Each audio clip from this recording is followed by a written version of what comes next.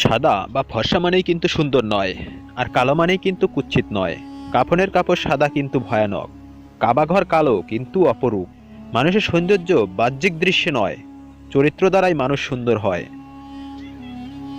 বিশ্বনবী হজরত মুহাম্মদ সাল্লাল্লাহু আলাইহি ওয়াসাল্লাম, অন্য কারোর জন্য অপেক্ষা করো না, তুমি যা করতে পারো সেটা করো, কিন্তু অন্যের উপর আশা করো না। স্বামী বিবেকানন্দ, জীবনের একটা মুহূর্তও যদি বৃথা ব্যয় হয়, তবে সেটিকে কোটি কোটি স্বর্ণমুদ্রার বিনিময়েও ফিরে পাওয়া যায় না। সুতরাং বৃথা সময় নষ্ট করার চেয়ে বেশি ক্ষতি আর কিছুতেই হতে পারে না।